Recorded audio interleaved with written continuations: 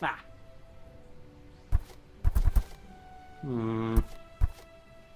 Ah.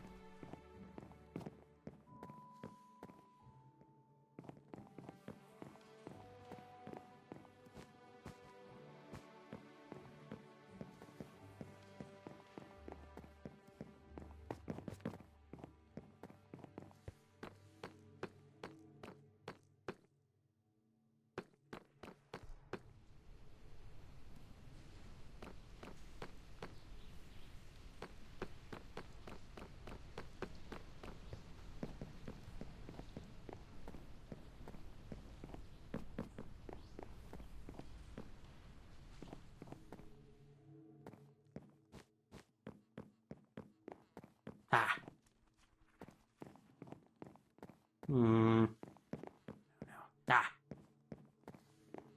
Ah. Ah, there you are. The Avowed and I have been working on your conundrum. I have some good news and I have some bad news.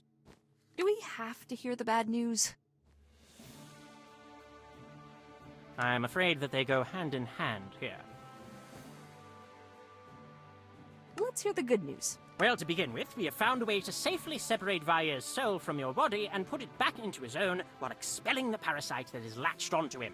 What's the bad news? The bad news, I'm afraid, is that the artifact you need to put Vair back into his own body is rather far away, and may not actually be where we think it is. You see, while investigating, we encountered two principal problems. Removing and transporting another creature's soul is actually rather simple if you have the appropriate knowledge or equipment. I've done it myself on several occasions. The problems are that Endandravaya's body is already inhabited by a living creature that may have some control over it, and furthermore, we do not know how much damage this creature has inflicted on Vair's body, nor whether removing the parasite forcibly would do even more.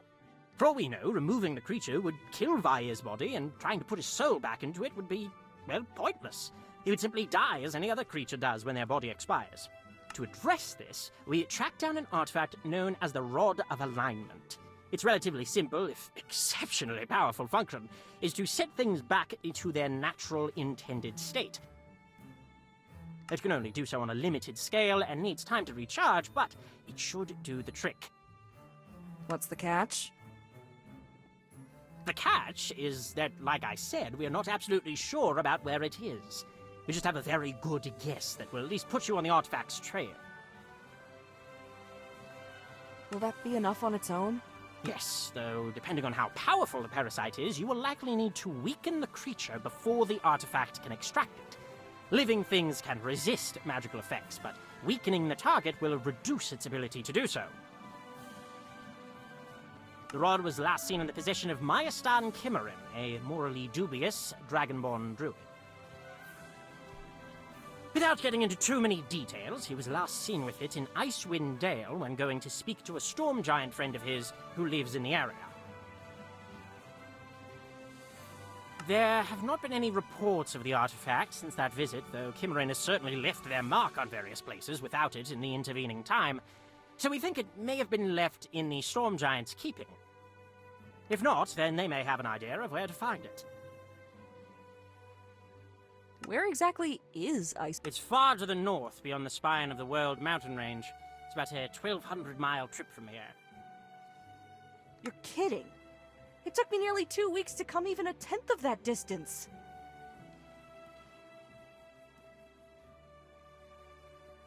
Yeah, I probably should have included that in the bad news category.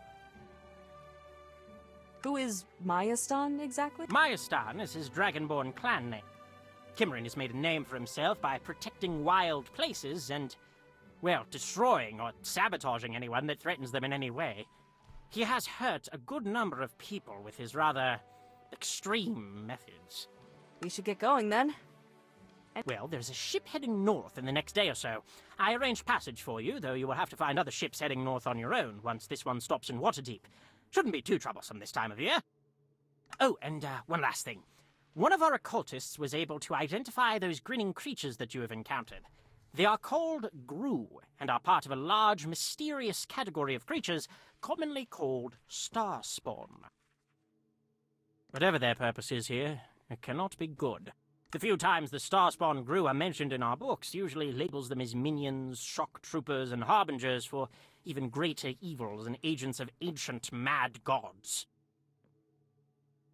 How they came here is unknown, but their very presence is troubling. The people working with them probably worship whatever elder god the Grue serve.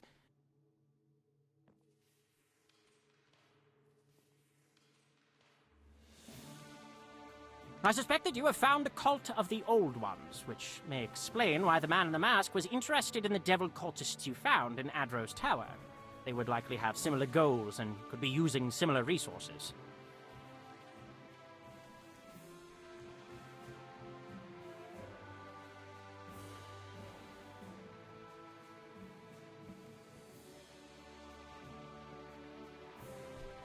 The sage seems to be fairly composed, but he could be concealing something. It's hard to say. Thank you for the information. Limited as it was. Keep this with you as you travel. You can use this to contact me from anywhere in Faerun at any time. If you're in dire trouble, or if you encounter something that might be very interesting to me, use that. Otherwise, abuse this privilege and I will sever the connection permanently. Now go down to the docks and you will find passage on a ship heading north. Good luck.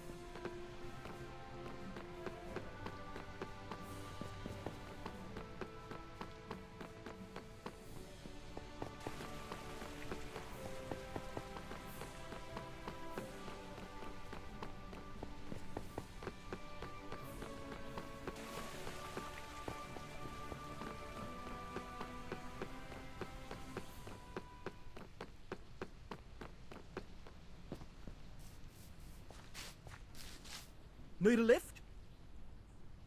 The voyage north is long, and you discover an intense dislike of the sea, as you find yourself repeatedly clutching the ship's railing and spewing out various meals into the waves. As the voyage continues, the air also grows colder, as settlements and cities along the coast become fewer and far between. By the time the captain tells you that your destination is near, you have already started counting how many seconds it takes for your puke to freeze against the hull of the ship. Looking up from the railing, though, you see a dark shape looming through the blowing snow, and something about it that has nothing to do with the cold causes you to shiver. Ah, I see the prison inspector has caught your eye.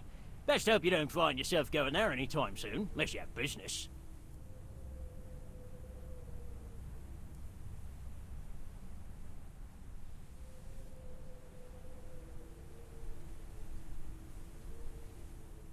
How much farther until port? Not much farther at all. See, here's our harbour. Just keep heading along that there path and you'll find your way to Caird Interval. Not much of a place for southerners, between the cold and the rough company, but you'll find shelter from the blizzards, and food. Good luck, wherever your journey takes you.